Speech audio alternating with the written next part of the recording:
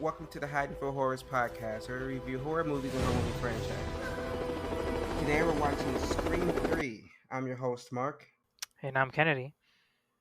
and we're joined once again by Maria and Tuan so we can discuss Scream 3. But before we get into that, after a number of murders that seems to relate to the Woodsboro case that takes place on the set of Stab 3, Sidney, who is hibernating in the woods with her whereabouts unknown to everyone but Dewey, comes to Hollywood to be terrorized and learn more about her mother's death as she puts together the final piece of the Scream mystery. So, Scream 3, the one that I like least, I think of all four of them, Scream 3 is by far the worst, in my opinion, but that's my opinion. What about yours, Twan?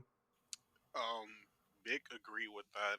I personally, I think every time I rank the Scream movies, Scream 3 is always last.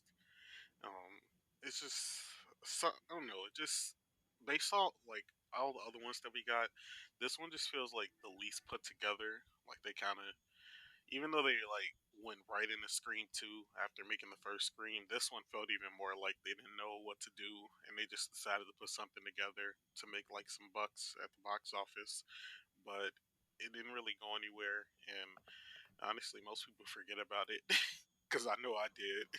I mean, you're kind of right because the script went through like a bunch of changes and it went into production like 4 months after Columbine, so anything they had planned was scrapped. I didn't know that, actually. Yeah. What about you, Maria? I don't. I did like it like the first time I watched it. I enjoyed it. But then like rewatching it, it does.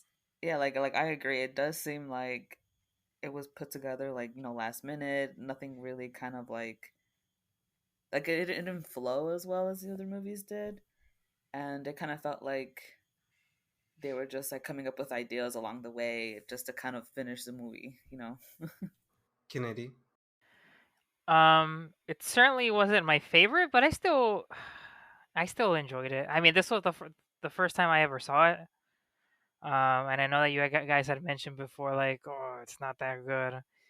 I mean, there's definitely parts that I disliked, but overall, I still had a good time with it. It was after we watched the first one that I really enjoyed it. After we recorded the first podcast, I just ended up watching the other two like the same day. So I had a good time watching it. I hate this movie from the characters to the fact that Sidney is like a side character.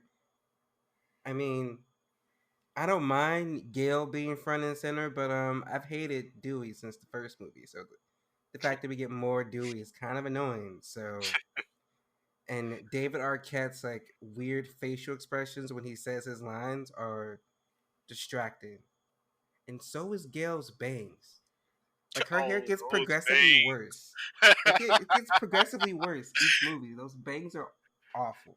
Yeah, they were out of pocket in this one for those. But given that we Scream has a formula that the first person you see is the movie is gonna die.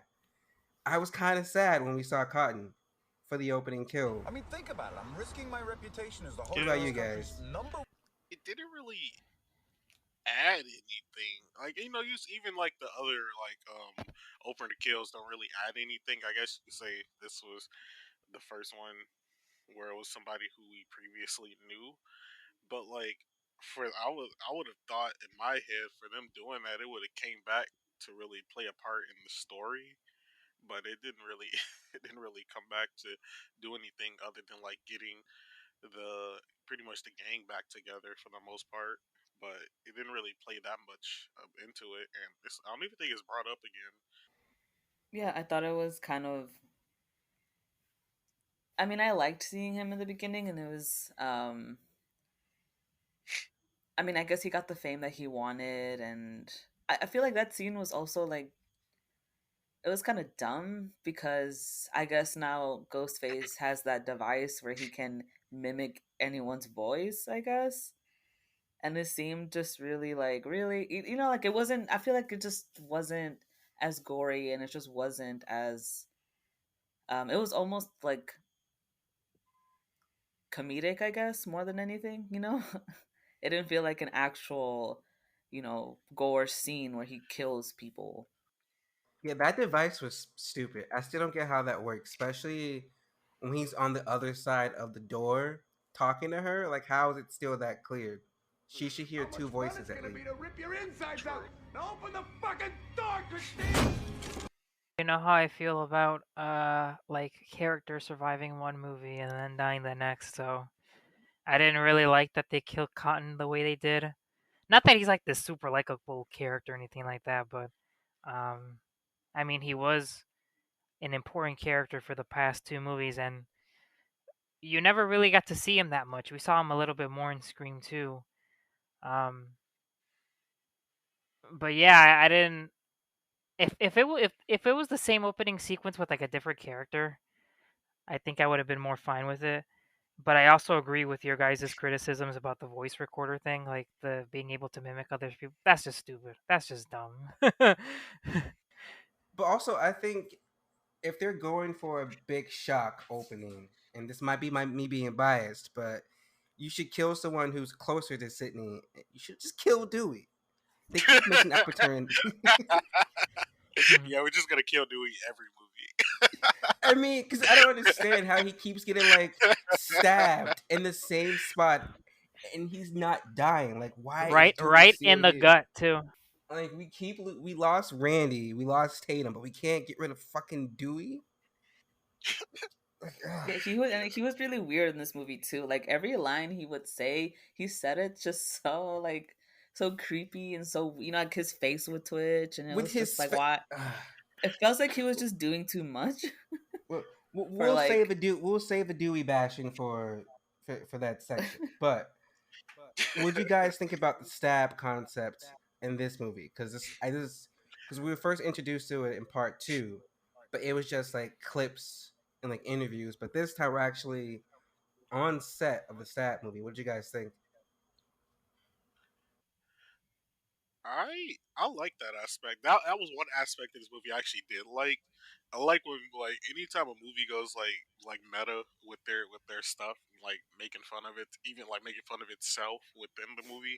That's always like funny to me. Like how they had the model of like the original house and stuff, and then everybody like you see the actors who was supposed to like play the characters that we know. So that was actually funny to see. And I do like stuff like that in like movies and TV shows when they go meta in that way, and they're like kind of acting on themselves and stuff that they already done. So I did like that part of this movie. I will say. Yeah, I liked it too. I like that whole idea of it's like a movie in a movie.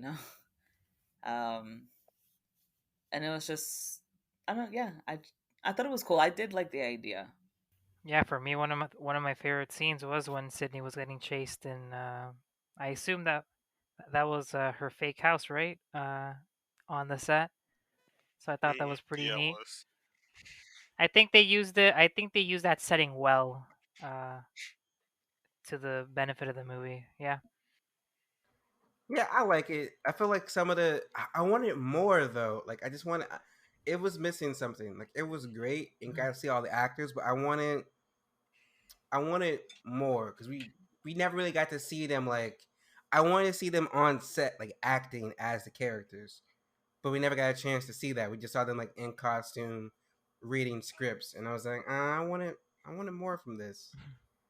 But we get what we get. Now, do you guys have any standout moments, scenes, good or bad? I have I have a bad one, and that's the scene where Jennifer is behind the two-way mirror and Dewey's like shooting the mirror and he's not shooting up. He's shooting like direct like in the middle. I'm like, bro, like you're gonna shoot the person you're trying to save if you're just shooting straight. Shoot up at the glass or shoot at the bottom. That Oh, whole scene was so slow. stupid. He was shooting really slow. Very fucking slow. Like he really took his time. Like he was like, "Damn," he's like, "I really want my girlfriend to die." I'm like, this is the dumbest scene ever. Also, because it's Dewey. But do you guys Do you guys have any scenes that you like or dislike? Uh, I think one scene that I did okay, one scene I did like and also didn't like at the same time was the one when they were inside the house and I think it was in Hollywood Hills and they were getting like the script sent to them over the printer. That whole concept is stupid. Go ahead. Yes, I like it, but don't like it because it kind of did it worked for that movie in building a bit of suspense, but also the way that it was executed was like very weird and it felt very poor. Like especially when Dewey ran back inside the house and fucking died in one explosion, that felt so not Scream. And he went to grab a lighter. I'm like, you're right by Yes, the window. You're right by exactly. the door. Stick your head out the door. There's light outside, you idiot. It really didn't make much sense, and then also it just really didn't feel like Scream after the house was exploded. I feel like most of the Scream kills I've ever seen. Yeah, I was watching the kill count, and the guy was like, all of these random things had to like happen in order for someone to die. If they did anything different, the killer wouldn't have had any victim. Like if they all just said, "Fuck these script pages, we're leaving," like nothing would have happened. Like it was too much of like random coincidences that would have to like fall in place. So I'm like, Yeah, this isn't what Scream is. Well, there was actually a lot of scenes that I didn't like that I thought were just kind of like dumb, I guess. So like for one, it is that scene where he's shooting at the mirrors to save, like the fake Gale, which I don't get why they didn't run to the mirror to help her. He was just shooting at the mirrors while she's screaming, and literally in the last Because mirrors were he could have shown. opened them. Like Yeah, he could have shot a mirror, gone in, and would have helped her. I just thought it was kind of dumb that he's just shooting at all these mirrors, like. And there was this other like really specific scene where, I think it's where Roman dies or like his fake death the first time, and Gail literally checks his pulse, and she's like, like he'll like checks to see if he's dead or alive, and obviously he's dead, or like I mean he's alive, but I don't know, like she checked his pulse, but because obviously he's still alive, and it was kind of stupid. It was like, what was the whole point of her checking his pulse? yeah, And that then whole scene is pointless. And then also when you realize that that's the only off-screen death, and it's like, oh, okay. yeah, that's exactly. It true. just kind of makes no sense. And then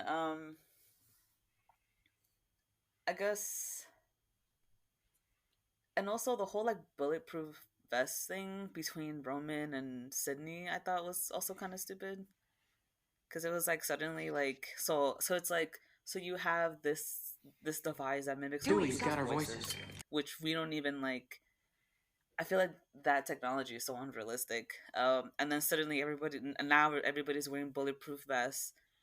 Like, I don't know. I just, I thought That that was kind of technology is so dumb. unrealistic. We don't even have it in 2021. So there's no way they had that back in like 2000 or like 99. That's true. It wasn't even brought back. They didn't even bring it back in like Scream 4. Anything else? What about you, Kennedy? Well, I think I have a lot more to talk about the characters, but I'll save that for the section. But I did like seeing Carrie Fisher in the movie. I mean, I'm never gonna say no to that. Carrie Fisher talking about Carrie Fisher, that was real meta. I actually like Yeah. that. For Princess Leia? I was this close. So who gets it? The one who sleeps with George Lucas. I was like, oh my god, I love this. Oh yeah, I No, forgot about that. see, Yeah, I would have enjoyed more stuff like that because this movie was already like too comedic. So if they would have done a little more, like if they would have had Jamie Kennedy just like walk across the set and introduce himself as Jamie Kennedy, trying to win the role of Randy and Sab, I would have enjoyed that actually that actually would have been funny as fuck. better than what we got. And I think I like the ending scene of, well, to a degree. I have a hate love relationship with the ending monologue between Roman and Sidney, when he's like whining, and then she's like, Damn it! Why don't you take some fucking responsibility? like I've heard this shit before. I was like, okay, I like that, but then off to the side, Bunny's like, fuck you! What the fuck? I'm like, why is he spazzing out? Like, what the fuck? Like, he's been cool, calm, and collected this entire time, but now he's like hysterically screaming. I'm like, is that the trait for all of them? They all have to like go from being calm and crazy to like hysterically like Mhm. fucking insane? Like, what the hell? And if this was going to be the end of the trilogy, and they thought they were completely done after this was like a poor concluding chapter. Like, yeah, everything's circling back to Maureen, but still, I feel like the movie's boring as hell. But now that we're done with the scene bashing, let's talk about some of the characters. Let's talk about Sidney, who was barely in this fucking movie. Yeah, you're definitely right. She was barely in the movie, and besides like the story, like connecting back to the first two with her and like her mom and stuff, and like the how like Roman was like plot twist like her like half brother and stuff. If you like, you could change like minor details of that stuff and have a whole new movie. And it wouldn't really make much of a difference. Like you could change some of this stuff with different put say people like Sidney out, put a whole new person, change a couple things, and have a whole new movie because it just didn't really feel like it was an extension of the first two movies. It just felt like kind of like at the beginning, like it was put together like kind of poorly, and it definitely, if like you said, if it was supposed to be a closer to a trilogy, it didn't feel like a closer to a trilogy.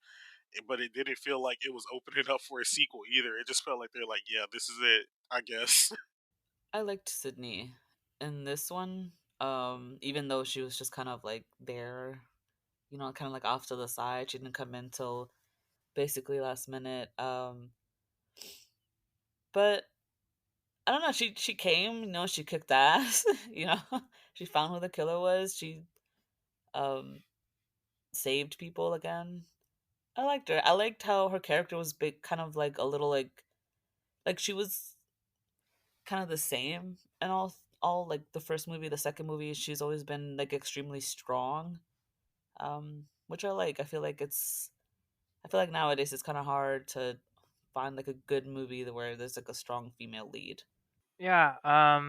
In in my opinion, I think I speak, you know, the same as everybody that it's a shame that she wasn't in this movie for too long. I think Marcus, you mentioned that it was just part of her contract that she was only there for like 10 or 20 days. Yeah, for the time that she was in the movie, I think it was good. Like I said, the chase scene at the movie set was really good. I didn't really like the twist though, but I guess we'll talk more about Roman later. But overall, I think Sydney did a good job. I think she was fine. We just needed more of her. Yeah, Nev was filming Drowning Mona at the time, so she was only available for like 20 days, which is why uh, the script had to be changed and she had to be secluded for most of the movie. And like, she also had to wear a wig. Like, that's not her actual hair. Oh, okay. Yep, because Drowning Mona had long hair that had streaks in it, so she couldn't cut it. So they had to put her in a wig and only had her for 20 days. And again, the movie doesn't hurt without her. It's just like they could just opened it with like I wouldn't have mind if she was open and killed. Like really fuck us over and kill Sidney in the beginning and really take this to a whole new direction. But we didn't get that. We didn't get Dewey either. So so let's talk about Gail. Actually, I love Gail in this movie. I liked her more. I liked her. I was starting to like her in part two because she was starting to like soften up. But I love that Gail is like a completely different person. still ambitious, but this time she's more focused on solving the murders and helping people. She's even helping the cops, and she doesn't mention a book or interviews, like not at all in this movie. And she pretty much takes the lead, and I enjoy Gail. I would say I did enjoy Gail in this one also. I would say she felt more redeemable compared to Scream, the first Scream, and then Scream 2 in this one. Um, I guess also because the tone that they were going with, like she has some more like wisecrack jokes and stuff, and like she was like always on it with it, on like with her jokes and everything, and yeah, they didn't like Gail still had the like ability, like where she can like also be like kind of mean to somebody, but it was like a little bit more funny this time. It didn't feel like she was just like actually being mean to people in the movie. But yeah, she felt way more redeemable this time around, in my opinion. But I still liked her character a lot though in this one. I agree. I feel like she was really soft in this one, but at the same time, she was still kind of like a shark.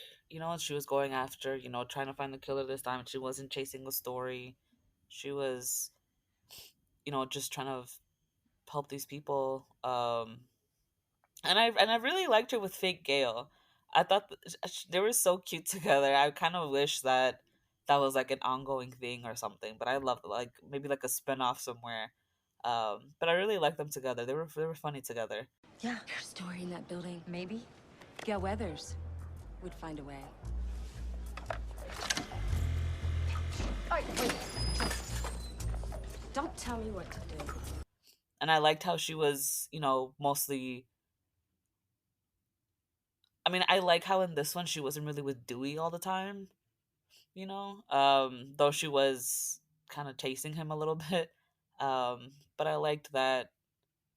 I liked her. I did. I did like her having her there, like front and center of everything. For me, Gail, I think in the first movie I really didn't like her, but she started to grow on me in the second one. Especially she was being more involved in the pursuit of the killer, and I liked her here in this one too. Um, I did like the actress that was playing her too.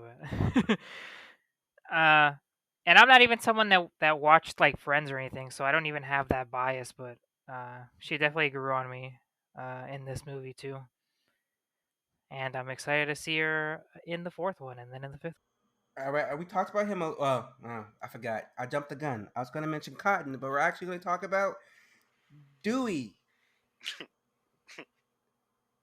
Dewey. The fact that Dewey is in the third movie is insane because he got stabbed in the same spot in the second movie, which should have really done a lot more damage. Also damaging what are already healed, but plot armor. Dewey, I feel like I feel like if you took Dewey out this movie, it wouldn't change a lot. Actually, it probably would because Dewey's like the connection to the cast. Because they wouldn't bond with Gail because it's Gail Weathers. And as we saw in one of the scenes, the actor who was playing Dewey already didn't like her based on some shit that she wrote about him. So I feel like you kind of need Dewey just so we can be up close in person with the cast. But like, why is he here? Like, why is Dewey here? What do you guys think?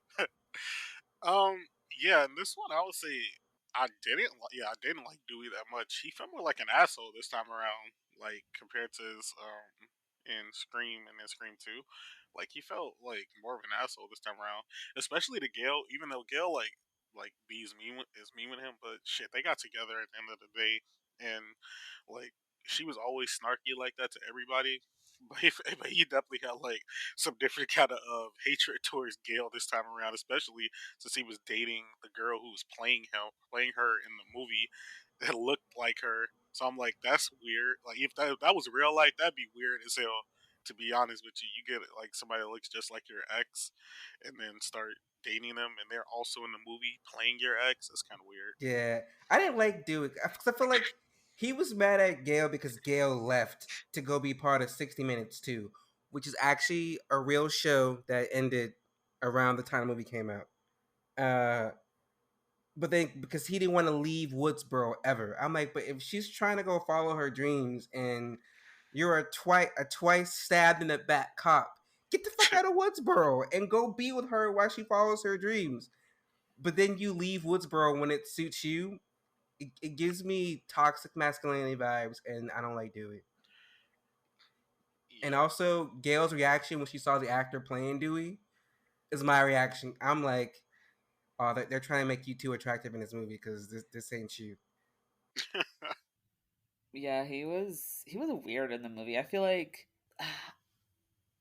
oh yeah, I thought it was really weird that he was kind of, I guess not really dating, but he kind of had like a little thing with fake Gale because it's still Gale. I mean, it's not and how he was like giving her insight or whatever, like I thought that was yeah, I thought it was really weird. And I don't know why he was on set. I guess yeah, he was a survivor, but I feel like they could have asked someone else, um, to for advice. Um, he was kind of useless in the movie. He was literally just not really doing anything. I don't think he was helpful at all. I think he was also saying his lines really weird. Like he was really aware that he was in a movie. Um, yeah, I didn't like him in this one. I thought I liked him in the other ones though, because I thought that he was like, he was like a cutie that was there. But this one, he just seemed, yeah, he seemed like an asshole, and I didn't see any reason just to have him there. That gets even worse in part four. It just so usually in like not usually, but like in other ones, like even though Dewey wasn't always the brightest person in the room, he would at least present ideas, I guess you could say. But in this one, he presented like no ideas that were worth using.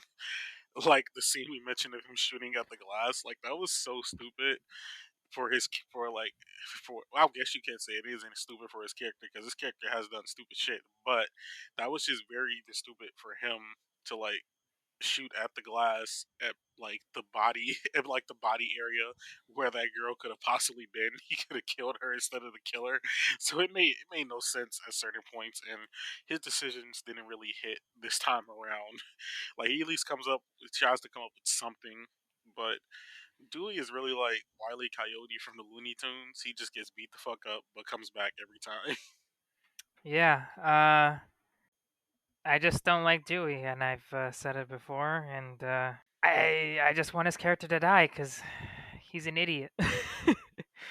And I agree with what most people have said. Uh, just it being really weird that he's like dating the actress that is playing Gale, and I'm also kind of annoyed at like their on again, off again relationship between Dewey and Gale. It's like, guys, come on, make up your mind already. Um, and like the close calls with him almost getting killed. I think in this one, is this one the movie where he gets hit with like the back of the knife? Uh, And he falls down the stairs. yeah. Oh, Yes, I forgot about that. I did too. I hate stupidest scene ever. What the fuck? I think the filmmakers are just trolling us at this point. Like, we know you guys don't like this character too much. We know he's not that compelling, but we'll kill Randy instead. Uh, but yeah, I agree with everybody. He just needs to die. Let's just hope he dies in part five.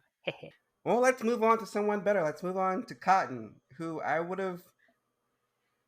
I don't know. I feel like Cotton kept getting like shafted. Like we saw him for like 5 seconds in the first movie, but he was mentioned all the time. Then we saw more of Cotton, but he was being creepy in the second movie. And then we watched him and his girlfriend get killed in the opening of this one. What you guys think of 100% Cotton? Yeah, he definitely did get shafted, and I will say it was good that he was like exonerated for his crime, and now he's like doing good, and everything for himself. I thought that was like good for him. But then as soon as we learn that he's doing good, he just fucking dies at the same time. So like nothing got redeemed. I guess you could say like not, like it paid off like in the grand scheme of the story. that he like was exonerated for the crime, didn't do it, and got like a good position afterwards. But then he just gets fucking killed at the beginning, which also like well, even though the opening kills usually don't connect back to the story as much because this was a character that we had already knew.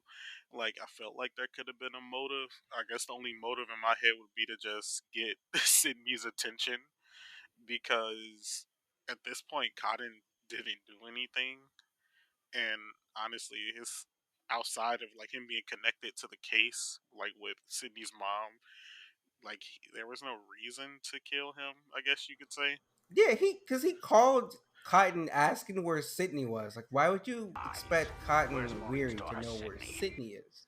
Yeah, like I'm pretty sure he would. He probably not gonna say he forgot about Sydney, but wanted to get that behind him, and probably did not give a fuck about Sydney anymore. Obviously, it's not her fault that she thought he killed her mom, but also, if that was me, I would not want to have any connection to this girl. Like, even though they would connect me to it because, like, say they thought I did the crime.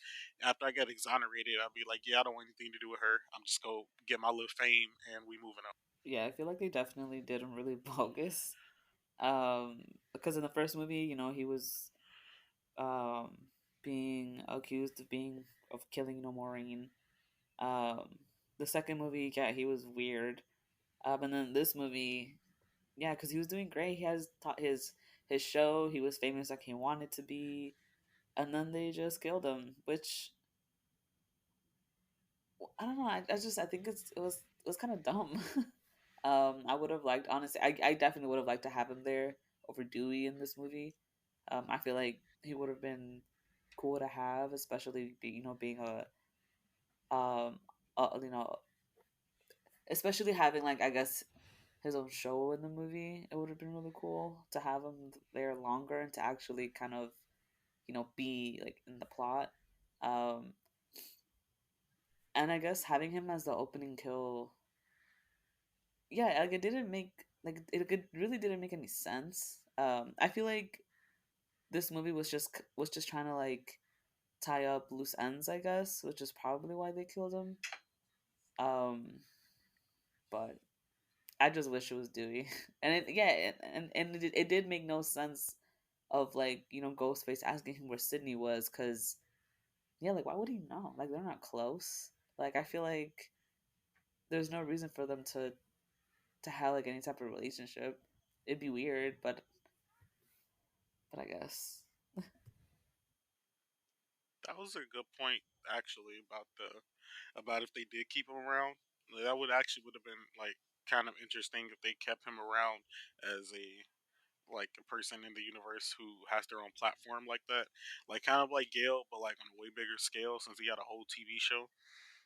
So that could have been interesting for like um, him to either help out or present information to the public or something like that. That could have been interesting.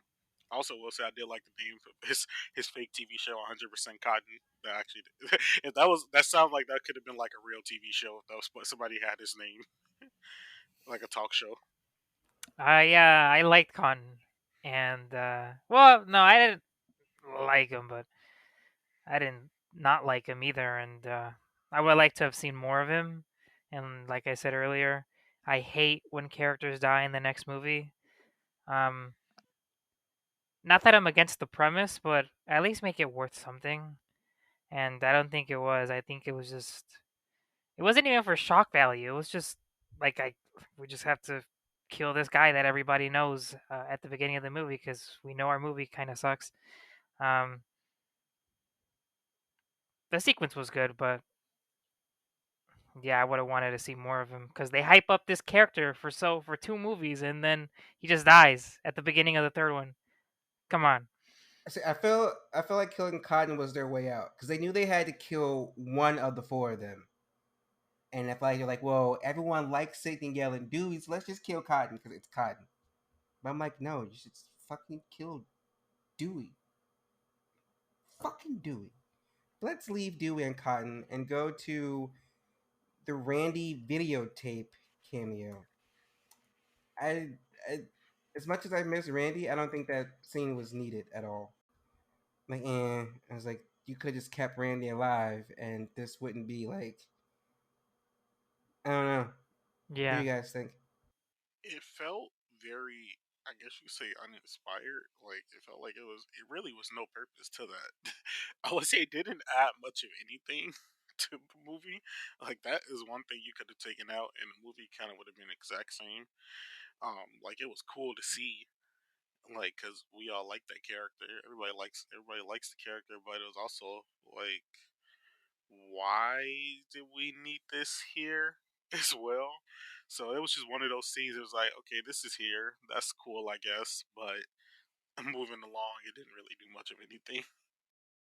Yeah, and I thought it was weird that suddenly Randy has a sister who, um, who's I guess in movies, and it kind of felt like kind of lazy, because I mean, I'm assuming they were trying to do the whole like, oh, like someone has to kind of be here and kind of I guess explain what the movie is. You know how Randy was kind of um the the movie nerd, I guess, and he was like explaining the movie in Scream. He was explaining sequels in Scream 2, and I guess they kind of just needed to bring him back for like 5 minutes just to explain, the third movie, I guess.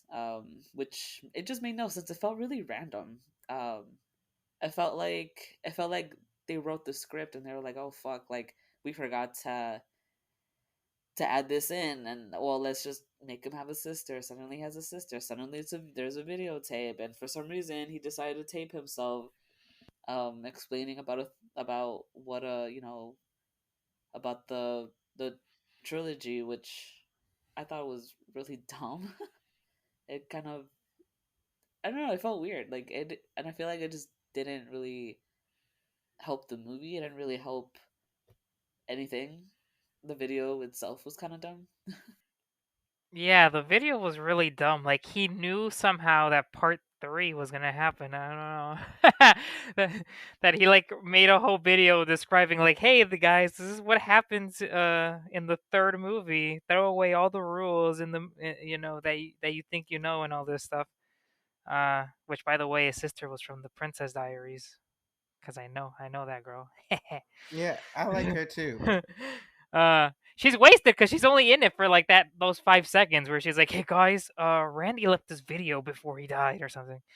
Uh, yeah, I think we're all huge advocates that for Randy having survived his death in the second movie because he was a likable character, and They uh, could have killed Randy's sister in the opening. and that would yeah. That would have made more sense. Assuming that he didn't die in the second one, and then that would have really inspired him in this one. If he hadn't died and like Sidney had to take the back seat, I wouldn't have minded like Randy kind of being more active in this one. I think I A like that Randy idea. and Gail duo. That would have been sick. Yeah, A Randy and Gail duo. I would have been down for that. yeah. But they're actually they had plans to bring back Randy, despite being killed in Scream 2. Like Oh, one of the damn! original, Really? yeah, one of the original ideas that was ended up being linked to the press, so they had to scrap it. Was they were gonna make it so that Randy's family like hid him away after he was attacked in the news van to keep him safe. But it got leaked out to the press, and they're like, well, maybe that'd be too far fetched, so they scrapped it. Hmm. Yeah. But then they also filmed a second video for Randy where he's like, the ending was supposed to be where they go back into the house and they sit down and you see Randy on the TV and he's explaining how happy endings are possible in other movie genres. If you just stop watching horror and go to the movie genre, happy endings are possible. But then I thought that was stupid, so they didn't. They filmed it, but they didn't. They never put the tape in the movie. Oh. It's not even part of any like DVD extras. You have to like do a deep dive on YouTube to find it. Mm. But enough about Randy. Let's go to Jennifer Jolie, I'm sorry who things didn't plays work out in Gail. 60 minutes, too, but And I Total love the fact that her Entertainment has a name is pretty good Jennifer fallback plan. Jolie for Jennifer Aniston and Angelina Jolie, which is like 4 years before Angelina stole Jennifer's husband. But but I like Jennifer Jolie. I feel like she's a great character. I love when Jennifer and Gail are together, being like the Gail squared, trying to solve the case. I love it. What do you guys think? What do you guys think about Jennifer? Yes, I would say Jennifer was my favorite character out the movie, just because of like yeah, the her and Gail scenes, like when they were together, it was so funny how like you could see it, because I get like it's funny even while they like Jennifer like wasn't on like camera like for the fake stab movie, that she was still kind of mimicking like Gail's behaviors even when they like weren't doing anything like related to the movie, which it's funny because like it helps to sell the fact that she could have been Gail in the fake stab movies. So if like I was in that universe, I was like, oh, this person does kind of act like Gail or something like that. So that was pretty good, for the most part. Other than that, though, I liked her character, and like the way she died was stupid, and nobody, and then also like Dewey didn't help her out at all. So I mean, it was just like fuck. So she was kind of fucked either way because one, she had Dewey trying to help her, so it wasn't gonna go anywhere with it, to be honest. But yeah, her character was cool, and out of like everybody that wasn't like the main like three, she was my favorite one. Yeah, I liked her, and I think she was able to be more Gail because I think they mentioned that I think she was the only original actress from the first Stab movie because from the way Gail was talking to the guy who was playing Dewey, I think he was new. I think Black Randy was new. We know that the Sidney was new. So I think Jennifer was the only original actress from the first two movies. So I guess she had more time lived in as the character. Mm, What about you, Maria? I liked her a lot, and I loved her, like her and Gail, like that duo. I loved it. I thought they were like great together. I love the scenes where it was just the two of them and Dewey wasn't there. Um, and I honestly I really like her. I love that scene where her bodyguard I think carries her. Like like yes, I want to be carried too. But but I liked her a lot. I thought she was funny. I liked how even though she's supposed to be playing Gail, who's kind of known to be a little you know, like a little bit of an asshole, and she's over here just kind of not nice, but she was like opposite of Gail, you know, like personality wise. She was extremely soft. She was, I guess, a little spoiled, but I liked her a lot, and I really really wish that the two Gales had some type of like spinoff. I would have loved to have seen them, you know, playing detectives together or something, trying to I figure would out. love to have seen them in part four if they would have killed Dewey instead. Yeah. Yeah, yeah. I keep trying to kill Dewey. It's not gonna happen, Marcus. Fingers crossed for part five. yeah, I think yeah. Well, like side note, yeah, I think one of them is definitely gonna die in this one. I feel like it has to. Take out all three. I'm okay with that. It's funny because at this point, it's like I'm pretty sure like Sydney probably just want to be living her life. Then they give her that call. She's like, "Fuck, I guess I'll do it." Like even though she's like, "Okay, I'm Sydney, I'm here," but I feel on the inside she's like, "Damn, they really want me to come back. I'm not the cops."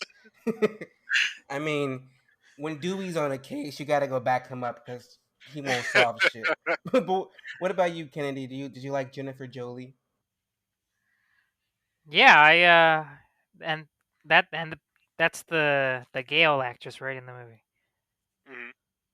Yeah, I really liked it. Like and I mentioned this before, but yeah, I like the banter between her and the real Gale. Uh, and she also wasn't like useless either. Like she was also kind of involved in the in their like detective work and trying to find the killer. Like she wasn't a dumb bimbo. Um, and yeah, like you said, Marcus, it's a fucking shame that they killed her and not fucking Dewey. Like, come on, guys. You guys are killing the wrong people here. Yeah, and I feel like you could tell they were just like adding. What I hate about this part and part two is that they introduce so many characters you like just to kill them so they can save the big three. Also, where the fuck happened to the camera guy? Why didn't he come back? Well, the brother had the right idea. Sit how to dodge. Fuck Gail Weathers and all them. So I don't. Yeah, Yeah, I brother knew what wouldn't he have was came back doing. either. I respect it. What about Mark the cop? I feel like he was pretty much there just to be suspicious. You Yeah, know, they keep trying to throw that whole red herring of every guy that Sidney likes might be the killer, and I guess he was suspicious, but I never really thought he was. I mean, I'm surprised he survived. I didn't think he was the killer though. What do you guys think about Sidney's cop boyfriend, love interest person? yeah. Even though I watched the movie again recently, I totally forgot about that character before watching it. I was like, and then when I was watching it, I was like, oh, that guy. But then he holds no weight on the story, so it's like they could. It's another thing they could have like took out, and it kind of could have been the same. But everybody's got to be a suspect in a Scream movie, so the more people who possibly has a motive of any type of way, just gets us thinking. I liked him. I well, okay. So honestly, when I first saw him, I'm like, oh my god, it's McDreamy, and I couldn't stop. Same, I same. couldn't stop seeing him as like as Derek, and I just couldn't. It was really hard to kind of then I like. I think the first time I saw the movie, it was actually recently. It was the first time I saw the movie. I saw it with my sister, and we were just making jokes about him the whole time. um, but I liked him in the movie. I thought it was weird that they were kind of trying to make him like creepy. Like I feel like they were trying to have kind of what they did, I guess, in the first movie or the second movie, where everyone's a suspect, but they're kind of trying too hard and making him be weird. I guess, like purposely trying to make him seem like the killer. Um, I also he was okay. I'm sorry, but he was also really useless. Like he got knocked out twice. He helped Sydney for like 5 seconds, and then he got knocked out. He tried helping her Gail, again. Gail and Jennifer did more investigating and got results than he did. Yeah, and I'm just like, I don't know. It was, yeah. I mean, his role. It felt like they like forgot to kind of have someone there. I guess I felt like they just wanted an extra plot, someone to to kind of blame. I guess to kind of throw you off like the track of who really is the killer. Um, but I mean, I don't know. I mean, and also the whole like him getting with Sydney, I thought was kind of weird because they never really like. I feel like they had no chemistry in the movie, and then just for him, I don't know, just that whole thing They also was kind of weird. It felt kind of they like only had like rushed. two scenes together. I was like, when did Exactly, this happen? but I mean, but it was nice seeing Derek on the screen.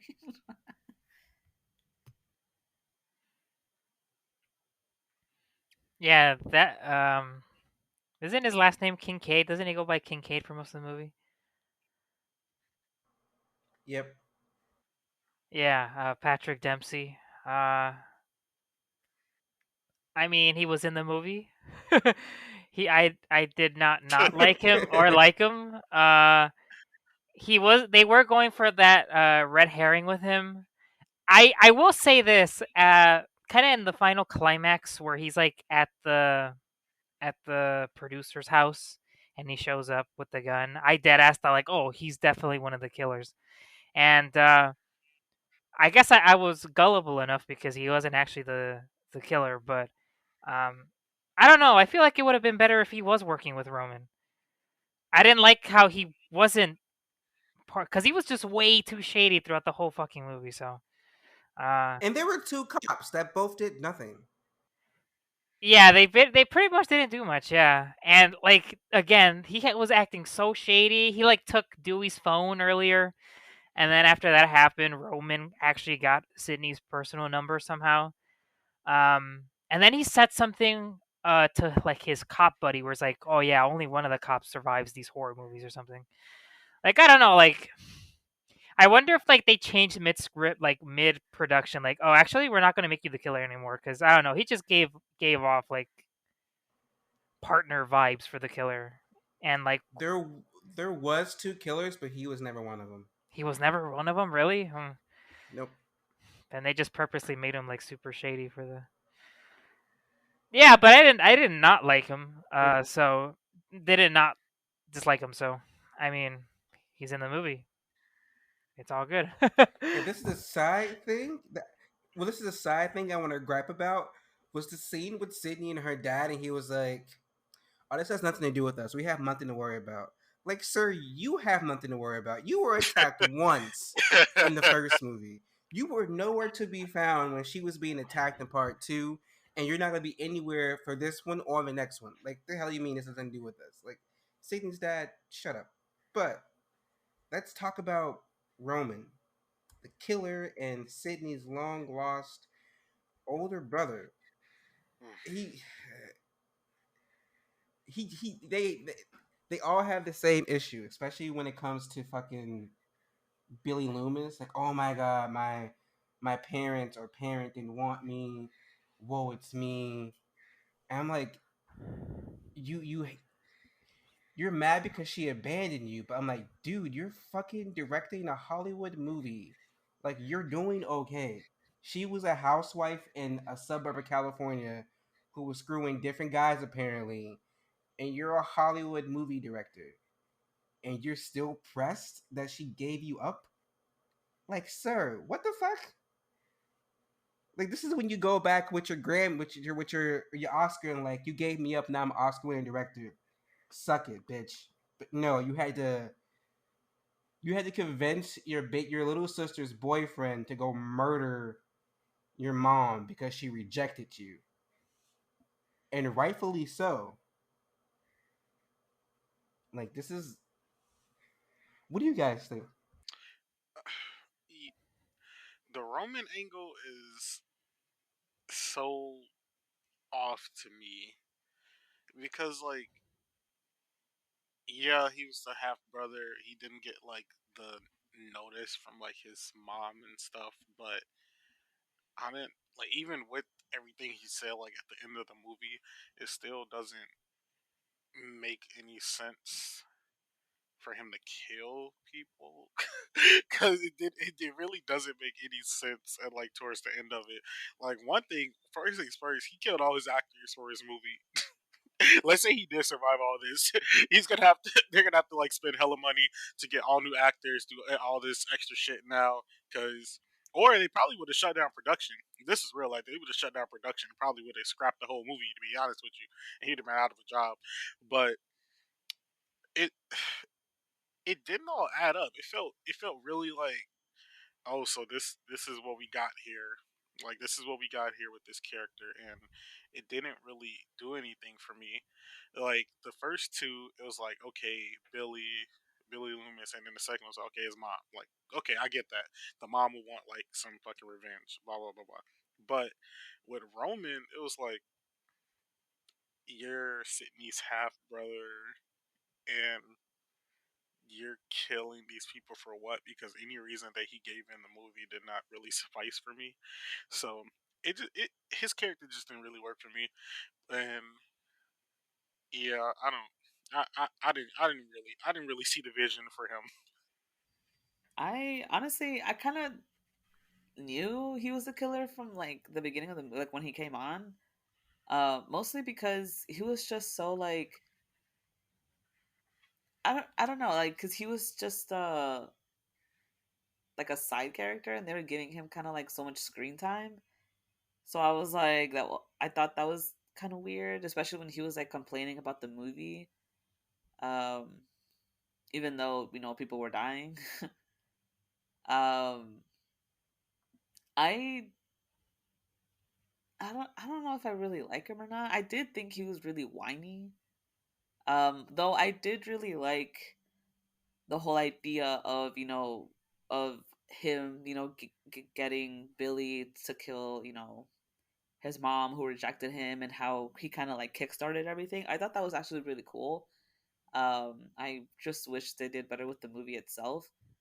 Um, though I did kind of feel like he was just going like back to like he was trying so hard to go back to kind of like the beginning and to tie everything together, for everything to like I guess to like to make sense. um but yeah, I thought he was just a little bitch, I guess. you know just he's like Billy. They both had mommy issues. um yeah, I don't know, I don't know.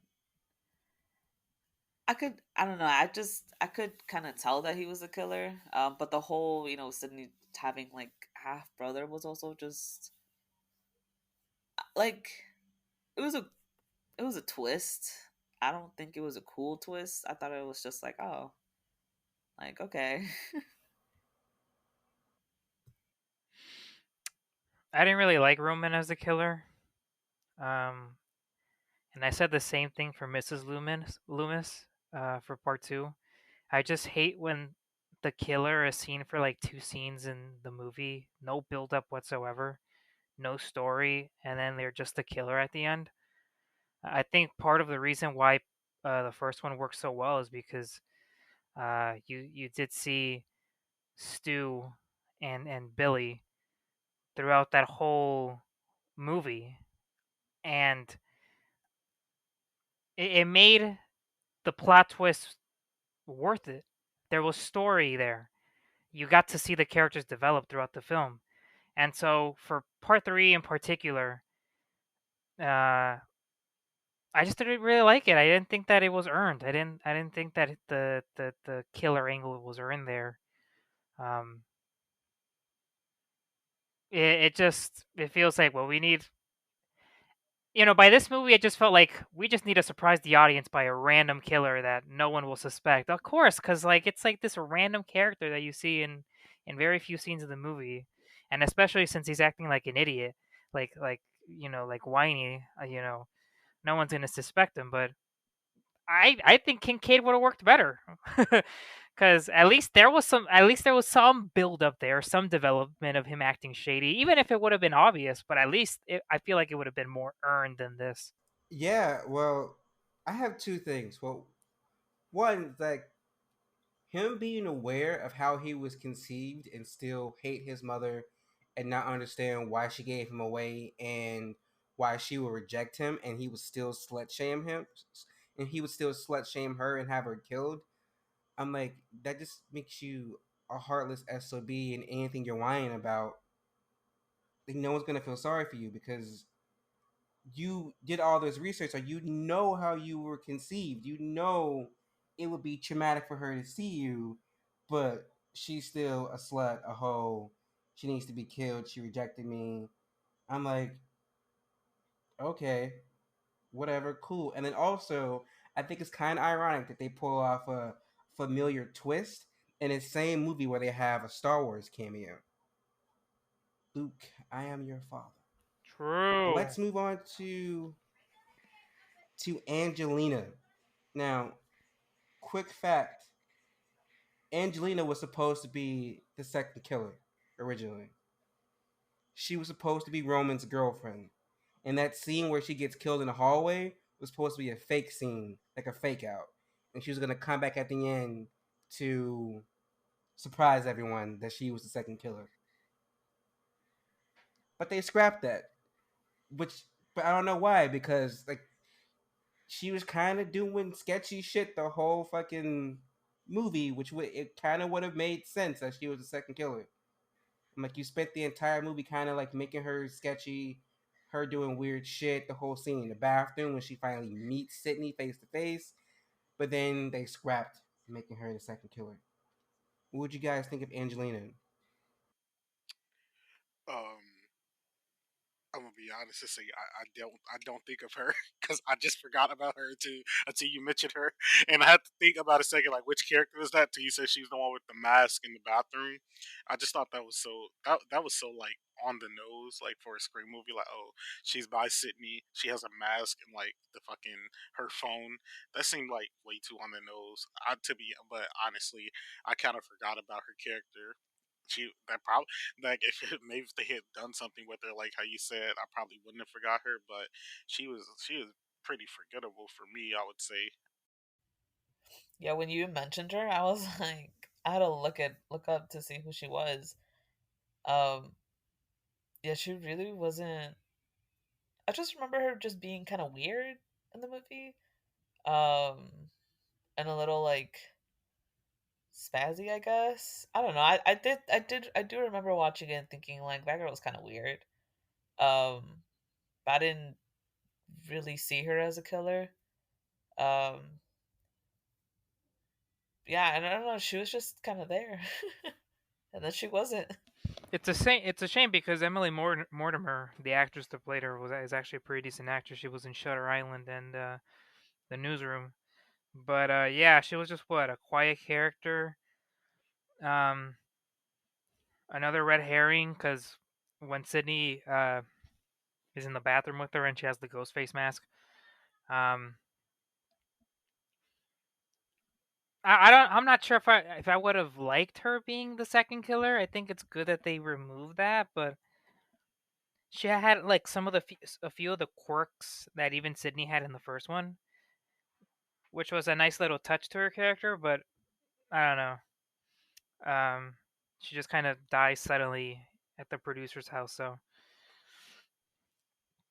I don't really have much to say because I guess because I didn't really like her character. So But you brought up Emily Mortimer, and I have to say that I like all like the main actors who we get to spend like most time with. Like I like all the actors. And I'm just like I know they're good actors. It's just they were giving bad material. Like I love Parker Posey. I love Courtney Cox and Nev Campbell. I love Patrick Dempsey. I don't know the black actor's name, but I've seen him in several things that I enjoy. But this movie's just ass. But let's talk about John Milton, the movie studio producer, who is basically Harvey Weinstein. It's like his scene was like, well, we have parties. You know, you come to this town and you gotta do what you gotta do if you want to get the job. I'm just like, like was Harvey Weinstein like making a confession with this character? Like, what the fuck? What do you guys think? Yeah, that is funny when you consider fucking it was Miramax and that's his studio and everything. That is kind of funny when you consider that. But I'll also say that's another character that I was kind of forgettable for me.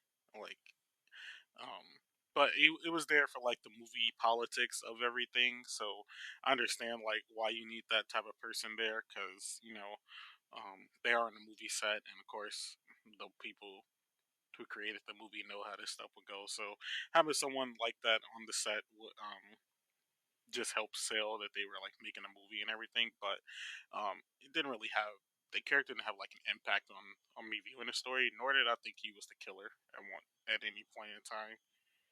Of course not. That old ass man better not been around running around. That would have made me so mad.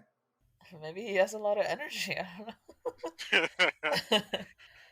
know. Yeah, I don't. I just remember him in like two scenes, which was one when Roman went to him to like complain about the movie, and then like the second scene when he was being killed, and that's it. I don't really. I don't know. He didn't really have an impact on me, like at all. I mean, he's a good actor. I think I liked where they were going with in the plot, um, with that whole um, background with Maureen being, being involved with Hollywood and what happened with her. I don't know where you could have taken that further in a Scream movie. There's only so much you can do in a Scream movie, so I can't really hate on it. I think it was bold, ballsy, even like considering that it was produced by the Weinsteins. Like, why would they do this? Like, why would they expose themselves in their own movie that they funded? But yeah, uh, don't really have much else to say about that character. We've reached our last character, Marine. Also, Marine's ghost. Two different things, but Marine overall. I feel like the first two movies were spent slut shaming this woman like horribly, and I feel like we get to part three, and of any character, you find her like okay, she finally gets she finally gets like a light shine on her. Like now we know why. While she's not a slut, she's just promiscuous and has different views about sex and commitment because when she was young, she was like raped and ended up pregnant by one of her rapists because it kind of seemed like she was just like raped by different people at like different Hollywood parties and she ended up pregnant. I'm just like now her promiscuity has like a valid point. Like she went through something traumatic and her being promiscuous is probably her way of taking back her sexual power. And I'm just like I feel she justified. She's being redeemed. Like I didn't like the slut shaming in part one, definitely didn't like it in part two. And I'm just like now we see that she was like traumatized and troubled.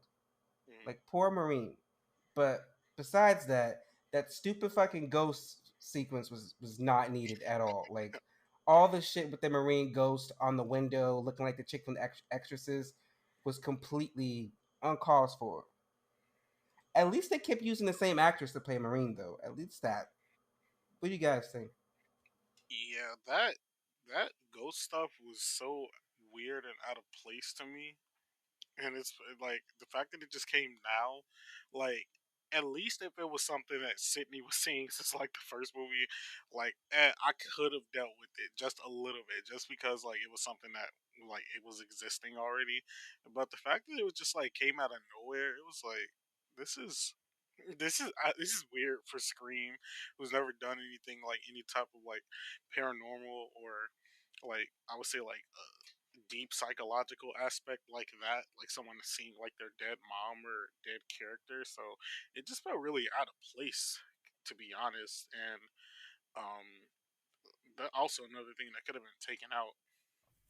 I think, yeah, I think like the only good thing about the movie was how they kind of redeemed Maureen. Um, yeah, because they were like slut shaming her for like the first two movies, and they never really like they were just like she's a whore, so that's why people died. um, but in this movie, I mean, I like how they kind of went into her background. I like how they kind of give a reason about the way why she was the way she was. And yeah, that scene where she kind of comes up like as a ghost, I thought, I mean, it didn't make sense for the movie, but honestly, it's kind of like it's my favorite scene, I think, for the whole movie because she looks scary, like you know, um, she really did look scary. Like that scene was so it was creepy, and I liked it. I did enjoy it. Just I wish I was watching a different movie, um, but yeah, I mean, I liked how they redeemed her. Yeah. Something that I like in movies is when they explore like the dark backstory of a character that died because it makes them more interesting to learn about. And it's the same thing here with Maureen. I was really invested to learn like I know Marcus, you told me like, oh, part three, you learned a lot about Maureen, and like, well, what's there more to learn about this that character? What does it have to do with Scream and Ghostface? But after learning more about it, I'm like, oh, okay, I see. This actually does serve a purpose, and it ties back to the first one.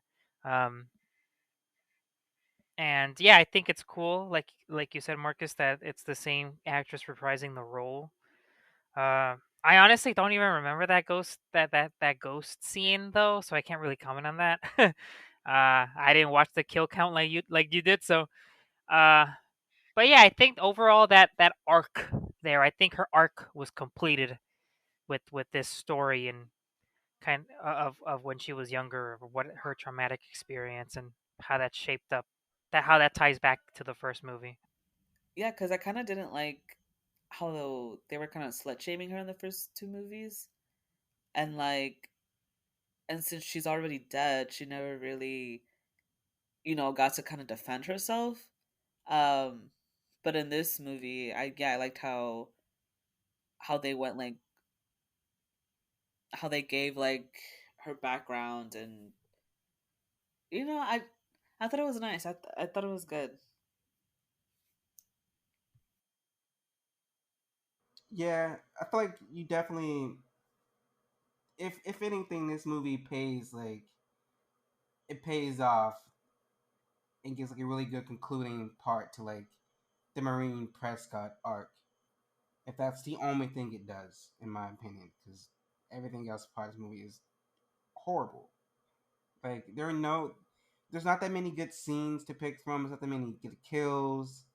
I mean, because they couldn't get too bloody because it was post Columbine, so the studios were cracking down, and with the story changing so much. But I'll get into that when we get to the behind the scenes section, which we have just reached. The budget for Scream 3 was $40 million. And the box office, they made $161.8 million back. Some interesting facts: Scream 3 was released just 2 years after Scream 2. Kevin Williamson, the writer of the first two movies, and partial writer on this one, he didn't actually um, write this one. He like turned in a treatment, but Erwin Cougar wrote this movie, which is why it feels and seems so different from the first two because it was a different writer. But Kevin's original idea was to have a fan club, like a fan club of the Woodsboro team of like made up of Woodsboro teams who had been inspired by the Stab movies to continue the killings. So like this crazy like crazy stands basically, like Stab stands going on killing spree. But they said the idea was too wild, and well, he kind of partially did it for Scream 4, having like teenagers be obsessed with the Stab movies, but he actually went through with the concept for his TV show The Following, where there's like a big following for a serial killer who killed people on his behalf, which is a great show. You guys should check it out if you guys haven't. Uh, but also, Wes Craven filmed three different endings and didn't tell the cast which one he was using to avoid leaks. So they didn't know about the big reveal of Roman and all that until they went into the theaters. Can't trust your own cast. Now, this movie of any horror movie got a big like deep dive like reevaluation post Harvey Weinstein scandal of 2017, given the parallels between him and the character of Milton and how Milton treated Maureen Prescott. So this movie gets a lot of like people talk about a lot because like we pointed out earlier in the show, like that character is basically Harvey Weinstein, and it's kind of like it's crazy. It's really dark. It you know, is. Yeah. like I mean, I guess he had insight on it. I don't know. Yeah, and then A writer from the Sci-Fi Wire, Emma Fraser, commented that throughout the series, the late Marine Prescott is slut shamed and victim blamed. She also stated that the film lack of exploration of these themes, saying that the film could have been a fascinating look at crimes of the industry in relationship with horror and sex could have been explored more deeply. Instead, they went on a tangent about some wild bastard child that didn't make sense when you compared it to the rest of the series. And I completely agree. That's why I think this movie is ass. But enough about me. Tuan, what do you give this movie a rating out of 5 stars? uh, Probably would give this one like probably 2 out of 5. To be honest with you, it yeah, it didn't. This one didn't do much for me. Like when I go back and like I want to watch the Scream movies, I'll probably skip this one most of the time just because it doesn't do anything for me. Like the first one, I always can go back to and watch, and also and like along with the second one, even the fourth one. But this one is just like it's usually always at the end of my listing. So yeah, I would give it like a 2 out of 5 personally. It doesn't do much for me, and nor I think it adds to anything. And even though we got a fourth one, if this was like our last Scream movie that we had, it'd kind of been disappointing.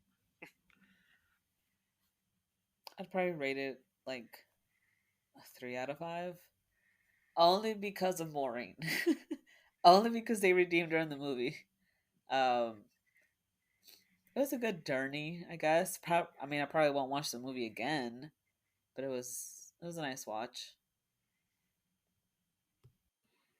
I think I'd give this movie a 2.5 out of 5. So right down the middle. Because I still enjoyed it. Um, but it's certainly weaker than the last two, and also less Sidney equals bad.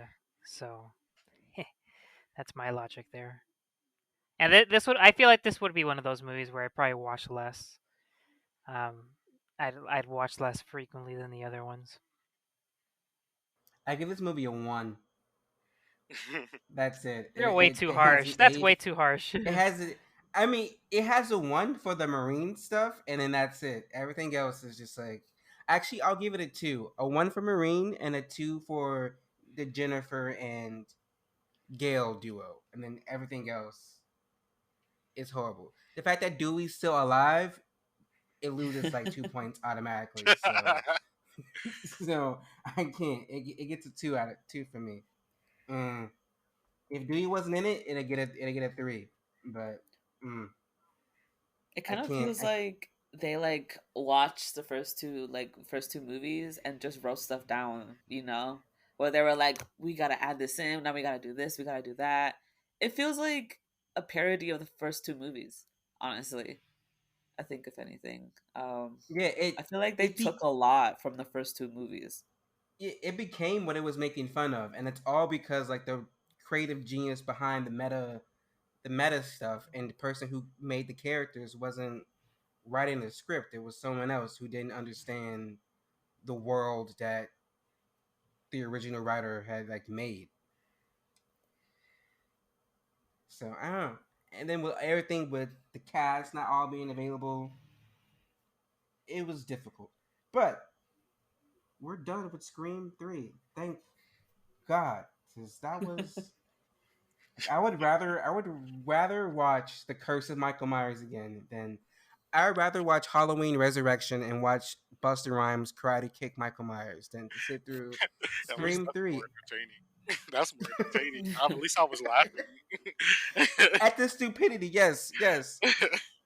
But we are done watching Scream 3, which introduced us to two characters who are related to two characters that we had no idea about. Brandy's sister and Sidney Longlof's brother.